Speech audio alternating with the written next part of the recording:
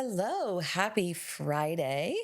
We are in Salt Lake City, Utah today. I Yes. don't know what their accent out there is, but I felt like I needed to go down south. I feel like Salt Lake City is very hipster, Yeah, maybe? I don't know. I don't I've know. been there once. It's beautiful. I'm excited. We have so much going on. One of Yes. our family members was like, "Wow, you're flying home and then coming straight to Lauren's graduation party." I was like, "Yep, I literally am going to be going from the time that we land in Salt Lake City until Sunday night." Yeah. And We were also, traveling last week. We were in Miami, and yeah, then this week, Salt Lake City. And Nick's like, I can't believe you're leaving me again. By the way, we were in Miami for 24 hours. Like, it was not a long period of time. yeah. And But he's the last person to complain. I know. Nick, I love my husband. He travels a lot for work too. He travels usually twice a month for like a couple days. But this morning I was remembering, I was like, shoot, Taylor has a birthday party on Sunday. And so I need to get the birthday present for the child because Oh yeah. heaven forbid I leave that up to him. And so, yeah, Amazon, thank God. I'm not gonna lie. Thank God for Amazon in situations like Oh, this. yeah, we're responsible for soccer snacks, which was not originally the plan. So I've already Instacarted, Amazon, and we're just going to pack up the bags. So and I'm just trying to make it easy, right? Mhm. I think my mother-in-law will probably help with Ethan because like it's just It's a lot. it's just a lot, Mhm. yeah. And It's I'm just definitely gonna a lot. miss Ethan so much. So I'm ready to go. I'm ready to go and come home. Yeah, me too. I am too. And I love traveling. These weekends are definitely very inspiring and like creativity gets flowing and all of the things, but I could never be someone that travels all the time. I'll just say that. So yeah, speaking of traveling and feeling off, kind of in a funk, because I know for me and for Liz as well, like when I travel, it hits me. I get more inflamed. I get a little bit more constipated. I ordered the Constipend to Good. bring with for Okay, travel. so let's tell the story. So I'm the person, if you travel with me, I'm gonna be like, oh, it was a great poop. I love pooping. Becca's like, I hate you. Just like, I brought the ProSorb, and I will say, I was fasting a shit ton yeah. the past couple of weeks. Things are moving much, much better. I don't foresee any issue because when you fast 18 to 20 hours a day, you tend to not go to the bathroom as much in the morning. Like it's just, you're not triggering You also don't have that much as volume. much volume, right? And so, anyways, but yeah, I was a little bit more constipated in Miami. And so we were talking about Constipend. So I was like, why not? Yeah. So Constipend, I found this, and unfortunately, you can only get it on Amazon. So not my favorite place. But from a constipation perspective, one of the big problems that I have with most laxatives is they include senna, and that can ultimately end up giving you reliancy. Okay. So it basically shuts down kind of just like the natural nerve function if you use it too much. So with the Constipend, I love this blend because it's magnesium citrate. It's got oxide in there. I don't like that by itself because it's almost like too powerful for some individuals. I used that when I was pregnant and it was like, woo, got to scale it back here. But it also has olive leaf extract and L-glutamine. So it's got a lot of like anti-inflammatory support in there too. Very gentle.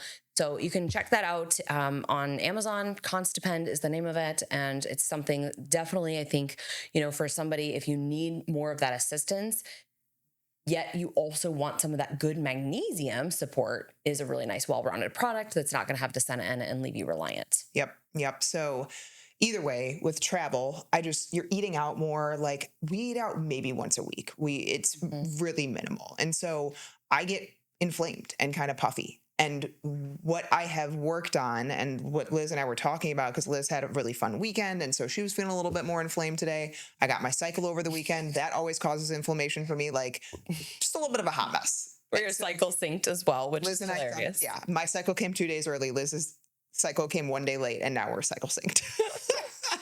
And I had to go on birth control for 2 months, which was also, she was laughing because she's like, on birth control? So if you guys listen to the podcast, not a fan of birth control, but I was bleeding for like 14 weeks. And so had ultrasounds, all the things. And I was like, you know what? We're going to use this as a tool to regulate, brought some progesterone in, and now things have seemed to have regulated and we're back off of it. If you do have to be on birth control, by the way, side note, we just always recommend supporting with a good quality B vitamin or a multivitamin, something there, because you do get different nutrient depletions.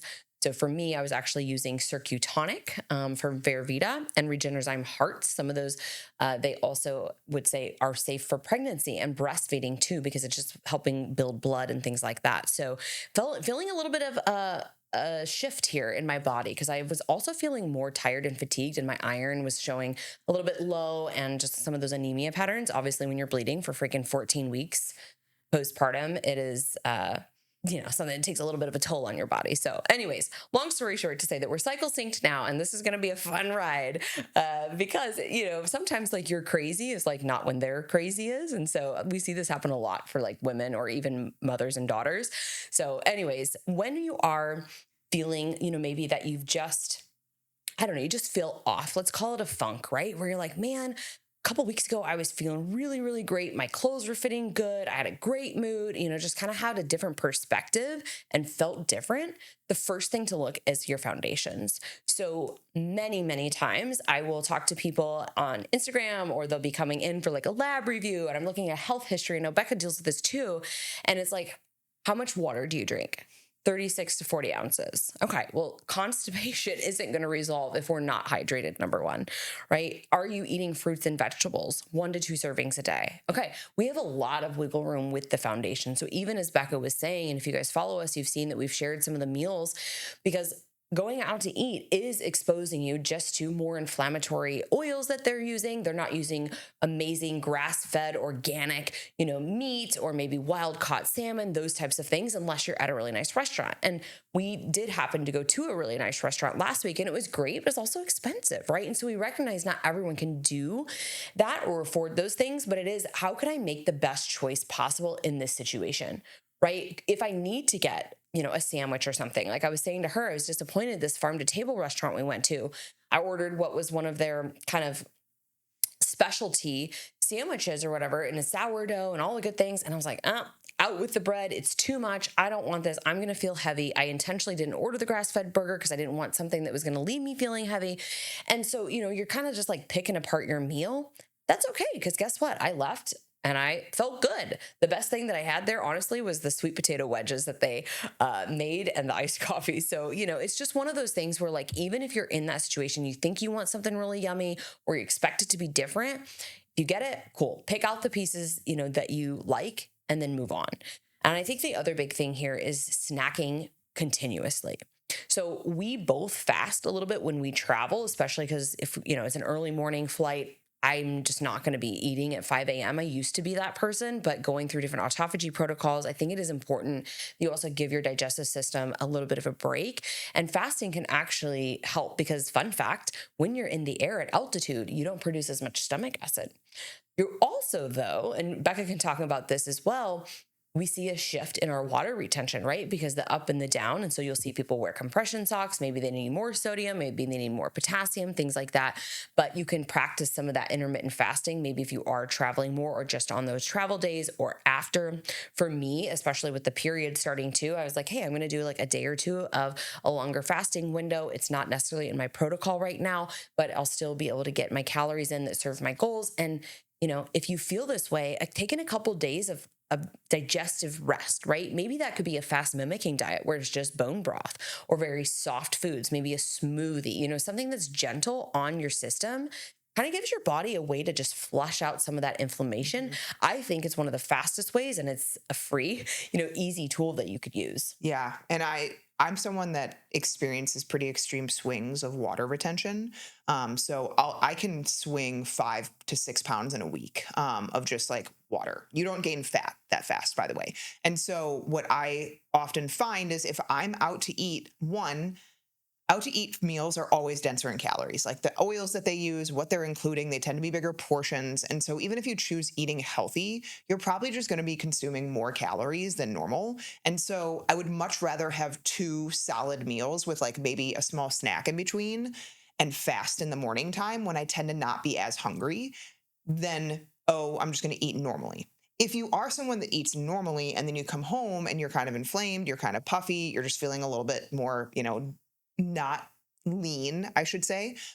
What a lot of times I'll think of is like, okay, I probably overconsumed in calories. There is nothing wrong with balancing that with a few days of lower calorie intake. As long as it's not disordered and you're not prolonging this, like food is inflammatory in nature, even healthy food. All food is inflammatory with consumption. There's a process that goes on within the body. And so feast and famine was how we lived. It's how we're built to live. We're not just meant to live in constant feast mode, which we technically are all the time now. And that's why we use fasting strategically, because like Liz was saying, it is one of the fastest ways to pull down inflammation. The other thing that I look at is movement. I typically increase my exercise activity thermogenesis movement, my walking, my daily stretching, getting outside in nature, getting sunlight. I do more of that when I'm in this state. And then in between my meals, I don't snack as much. So, like, I really try to be conscious of when I'm back home and in my normal routine where it's very easy to just like go into the pantry and grab things. I really am trying to be intentional on just eating my main meals and allowing for digestion to get moving a lot better.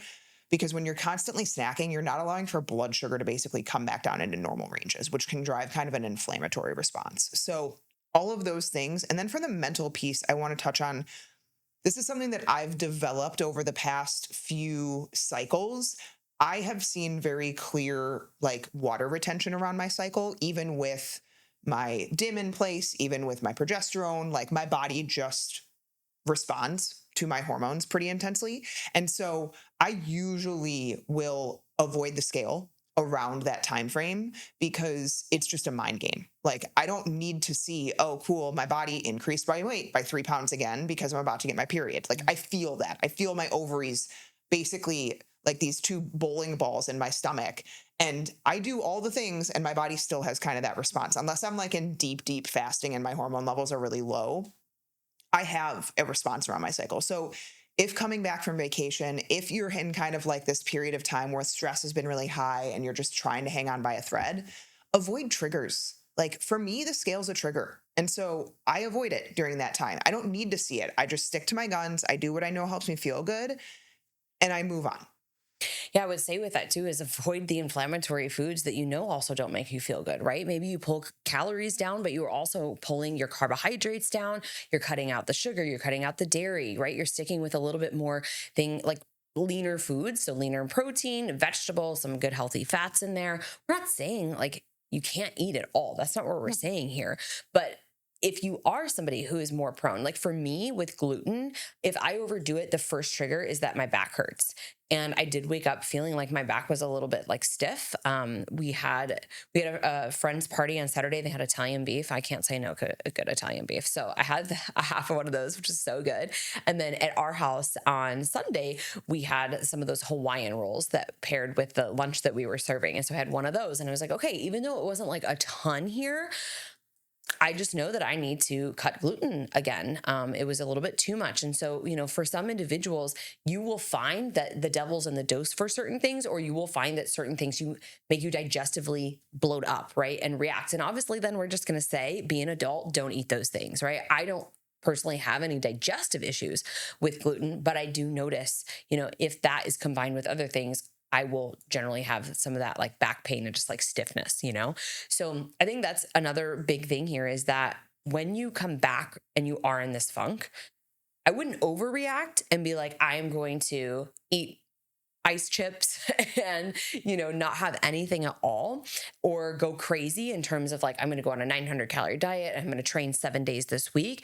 I think you need to do the things that make you feel really good and lean into that. For me, it's cold showers. Like, somebody even asked me this morning, like, I thought after training you shouldn't have cold showers. I almost do a cold shower every day, and there is a lot of research and science to say short little bouts here of 1 to 2 minutes is not going to harm you. I'm not sitting in an ice bath for 5 minutes. My cold shower does not get as cold as the ice bath anyway. But to me, it's something that I find very refreshing. And so if that's something that works for you, awesome, do it. If it's not, don't do it. But I think it would just be sitting down and saying, hey, number one, I need to be honest with myself. How did I get in this situation? And not just be like, yeah, it was a bad weekend. And, because then you don't learn from it, right? Mm-hmm. What about this weekend was your tipping point? What about this week? Like, I did not drink enough water on Sunday. I can tell you that for sure. At the end of the day, I was like, oh, dang, I think I had like a glass and a half because I had 2 coffees. We had some cocktails. Okay. There is one foundation that's a very easy fix: extra water on Monday, extra electrolytes, more walking, more stretching and movement.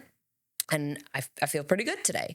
I am, like Becca was saying earlier, like, going to lower the carbohydrates and fast a little bit. I'm doing this though intentionally because A, it's the start of my period and it's a good time to do it. And B, we know that we're traveling at the end of the week. And so it's nothing crazy. And it's also not like I regret anything, you know? And that's another big thing. I think people get in these shame cycles and they get into this like, man, I fell off the wagon again. There is nothing about life that is perfect. I don't expect you to ever be perfect with your protocol, like if you're working with us, but there's different seasons that you're doing things very intentionally, right? For me, this is not a season of being really strict, but it's not a season for me to be like, well, I don't have to focus on anything.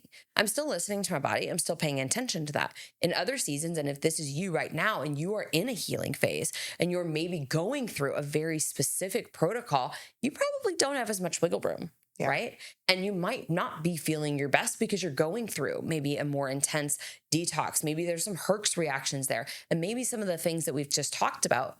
Had this conversation with a client of mine this past week. She's like, to be honest, it's been such a stressful 3 weeks. I haven't done as good with the foundations as I could. And I know that, and I'm feeling it. Right.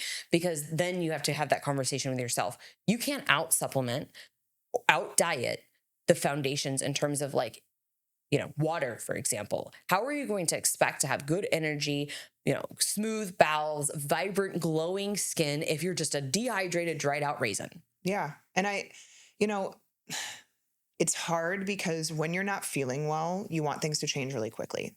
And you don't want to feel like this is a huge struggle. If like Liz was saying, you're in this acute phase where you're really in a rough spot, you're probably going to have to be a little bit more sacrificing of things for a period of time. It is much easier to maintain a place that you overall feel good with wiggle room. It is not very easy to heal from a really dysfunctional state, trying to include your weekly drinks, trying to include going out to eat multiple times a week. Like it's hard. It's very hard. It's going to take a lot longer to get to where you want to be. So think of it in terms of sprints. Like, can I sprint for the next 6 to 8 weeks and really push and try and be adherent and smart with my choices? And then I have this vacation or then I have this event. And that's where planning out your year and planning events that you look forward to can be really helpful. Like I have Memorial Day weekend. We're going to have family around that weekend. I'm probably going to want to enjoy a drink or two. And so the previous weekend and this upcoming weekend, no alcohol, trying to really minimize going out to eat, or if I do go out to eat, I'm going to include very nutrient dense, lower, inflammatory food containing meals. And then I have a break again until 4th of July weekend, multiple weeks where I'm going to try not to have alcohol, try to have really nutrient dense, stick to my plan that I have. So like having these little carrots that we can chase can be really helpful too. And having a buddy system or a coach, like I know firsthand, if I don't have someone that I'm accountable to in some way, shape, or form, I struggle. It's just how I am. Like I am a very good justifier in my mind of doing things. And so I need someone to kind of be there with me and be like, no, we don't need that. You're fine. Don't jump ship. Like all of these things. And so if you know that you're that person, find that. Find a mentor, find a group, find a community, find a best friend that can help you through those things, because your proximity to that is going to help you mentally stay strong in those really hard times. Because when you're in it and you're at a family party or it's a Friday night, a Saturday night, and you're like, shit, it has been a long freaking day. My kids are driving me nuts. I just want to have a drink. And it's you sitting at home and there's really no reason for that drink. Like those are the moments where it really helps to have that bigger purpose and maybe a person alongside you to kind of be that guide. Yeah, you mentioned a word proximity, and I want to call that out because I think it's really, really important for two things. Number one is having that community aspect of other people that are, working towards the same goals that that you could text for, maybe support. And this could be anything in your life, right? Like it could be that you are studying for a big exam, or you're going to do a job interview, or just whatever, some big goal. And like you can text your girlfriends and be like, hey, like I really want to have that drink or come out tonight and hang out with you guys. But like, I made this commitment and I'm spending this time studying or working on my business, or I'm not going to do it, right? It has my club soda and lime, and here's a picture. Community is really, really important. And also proximity, I believe in getting in the room with people is really important. Becca and I we're talking about how we're gone in Salt Lake City this weekend. We've just traveled last week. We have a few other things going on this year where we have been intentional about getting in the room with people that we really look up to. And so As we close out the podcast today, we want to remind you guys that tickets are live for the FitMom event, the Own It Summit that we are hosting in Chicago, Illinois area. It's going to be in Arlington Heights, September 5th and 6th, and it's 75 tickets only. We've already sold half. You want to be in the room with people, not just us, but we have some amazing experts that are coming. We've got Roxy Look. She's an amazing mindset, coach. She's also been on our podcast before. We've had Rachel Shear, one of our good mentors. She's been on the podcast too. Vince Pitstick, he's been on the podcast, but he's an amazing mentor. You've probably heard us reference 1,000 times at this point. Some other friends, Stephanie Crasweller from Canada, who's also been on the podcast. We've been on hers. We're starting our own series. We're not sure what it's going to be called yet, but it's something around moms and entrepreneurship and mompreneurship, whatever we want to say here. So tickets are live. Links are in the show notes. If you are coming, we would love to see you, give you a hug, have you be in the room with us for 2 amazing days of empowering you to take back the relationship with yourself, to step into your power, to take ownership of your life. And that's kind of what we're talking about here today is like, you got to take ownership. If things aren't going well, things aren't going the way that you want, dig deep, figure out why. What is it for you? Is it a physical blocking barrier, a root cause that we've not identified? That's for many women, a big thing that's impairing them getting to their goals is that there's underlying infections or things that they're dealing with that they didn't even ever realize because they never had the proper testing. And that's what we do in our practice. Maybe it's a mental barrier. You get 2 steps forward, you take 5 steps back because you're like, yeehaw, I got some progress, right? So we need to work through that. Maybe it's an emotional barrier, past trauma, things that are keeping your nervous system stuck in the fight or flight freeze state. And so that's what really this is about. And proximity, we're in the room, it's intimate, we're there together September 5th and 6th, and we hope that you guys will join us. If you've got anything out of this episode, please don't forget to share it, tag us on social media, and be smart with your decisions as you're traveling, as you're enjoying summer events. We want you to be there and be present and enjoy the things that serve you, but we also want you to feel good. So we hope that you got some tips out of today, and we'll be back on Monday.